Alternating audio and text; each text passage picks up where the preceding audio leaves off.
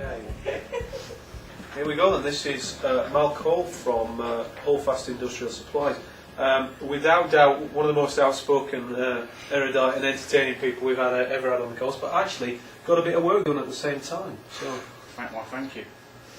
Right then, where do we start with this one? This is already an established business, doing well. Yeah. But we've kind of figured out that actually you could do a damn sight better, couldn't we? Yeah, I mean, as a company, Holdfast predominantly supplied specialist fasteners to the UK automotive industry. With a severe decline in the sector, we had to quickly diversify. We did market research, we looked at market sectors, new product sectors, and within a period of about 9 months, we took on about 100 suppliers, took on about 35,000 additional products, and we now have over 48,000 products. Wow. And that actually served the purpose. A significant amount of business that we lost due to the downturn were replaced, and that's been recognised regionally and nationally with numerous awards being won. Yeah. But now we're in a situation where we've got to almost string it all back and say, well, we've got this far, we've got all the hard work done behind it, but there's a lot of things we're not doing right. Yeah. My main objectives for coming on the course was not knowing anything about web design or website, search engine optimization, etc., etc. I really needed to get an understanding of a few key elements. Content writing, persuasive content writing, search engine optimization, Web 2, where the web's going. Right. I needed to identify the strengths and weaknesses of a current website and online shop. And more importantly to me is understand the strengths and weaknesses of the current employees that we've got, Yeah. so we can bring in additional resource or train the people Yeah. we've got internally. And then the main aim was to then be in a position to plan and implement an e-marketing strategy which will result in a very, very rapid growth. Yeah. I mean, I was a little bit sort of deliberately cruel in saying that it could do an awful lot better, but I think emerging from this is that you obviously have talent. That's been recognised by other people. You've obviously got drive, and you've put together a big product portfolio. And this is not a start-up business in that this is turning over some proper money already, isn't it? Yeah. So this is about building on top of what you've already got. And the most exciting thing about this project for me and your business is that it's not a start-up. It is established in that sense. You call yourself a start-up, but actually, in e-business terms, it's an established business. Yeah, I think that is running quite a basic website, yet still doing some phenomenal numbers with it. So, as we went through the course, it was just one feature after another, which we felt could probably give you an uplift. That's fair to say, wasn't it? Yeah, I mean, I think I call myself a start-up because, to all intents and purposes, the way that they classify it, we've been going just over 3 years.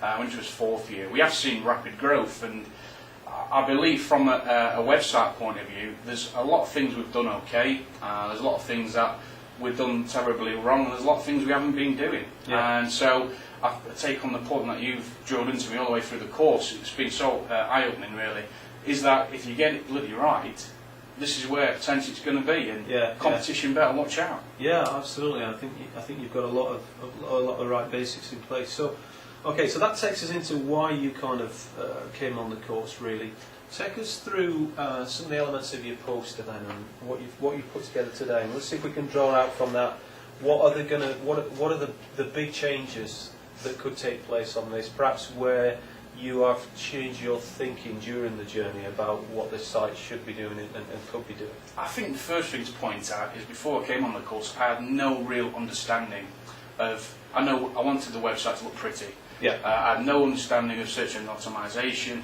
H1 tags, content, etc., etc., etc. And I think from my point of view, I needed to understand that so I could speak with the graphic design team and the guys who do the website.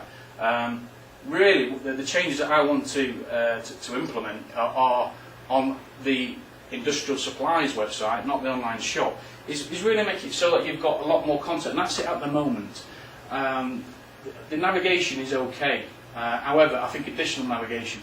So when somebody clicks on there, then that automatically will then drill down, and then you've got more sections within. We want to be W3C compliant, which is already working. This is live, this is actual a shot. We want to have more content there so that people can then automatically click on with cliffhangers, etc. That area there is the most clicked on area of our homepage, so possibly do something with that area there. It's where the latest news is. We want to rewrite the content. We've already changed that. And I think the main thing that I want to do with not only the website and the online shop is I want to contextualise the search. Yeah. This pyramid here, shows my thinking. I'm not sure if it's being done at the moment. I don't think it's definitely not been done in our industry sector. What this shows is this is the ideal flow through the Holdfast website. At the moment, we've got 48,000 standard products, which is a benefit, it's a selling feature. Yeah. However, when someone gets onto our website, it's a negative. Could be debilitating. That Exactly. much content. How do I find Exactly. what's relevant to me? Yeah. So what this is someone searched the internet. Search engines list the most suitable options, which goes against a company of my size compared to some of the big competitors, Yep. where they've possibly got pay-per-click, they've been going a lot longer, organic, so they're more likely to be at the top. Yeah. They then arrive on the Holdfast website, Yeah.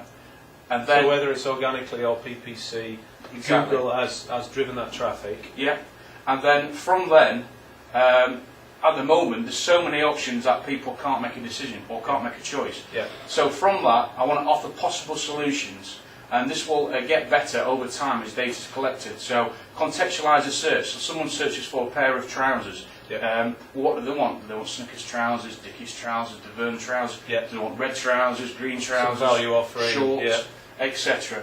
Then interpret the search, send down a linear path to reduce their options and find the right product. Yeah. And then this is the area where you refine in the search. Is this what they were searching for? Yeah. If not, what else can we offer? Yeah. And that will be other searches. Yeah. And then, is it exactly what they're looking for? And then, when it is exactly what they're looking for, is it at the right price? Possibly adding the feature. Yeah. What do they want to pay? If it's too expensive, Yeah, brilliant. can they put something in? Yeah. So this one's these too expensive for you.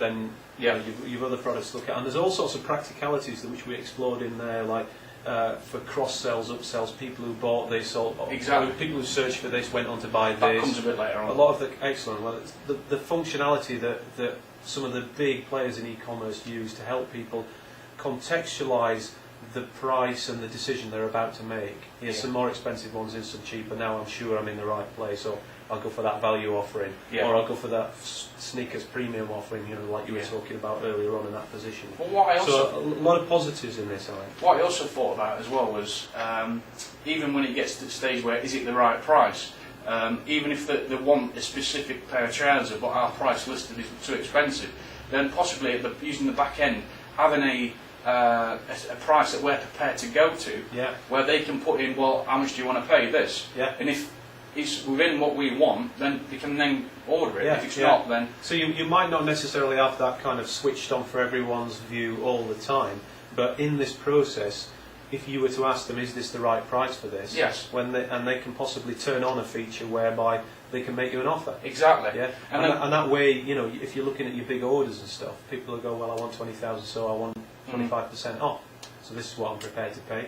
And it's the start of the conversation, isn't it? Exactly. And I Let's think go Malk on the phone, you know, I won't be talking with I them. won't mate. be able to be somebody else. Depends how much they're spending. Yeah, exactly. Yeah, I visit him if it's very good.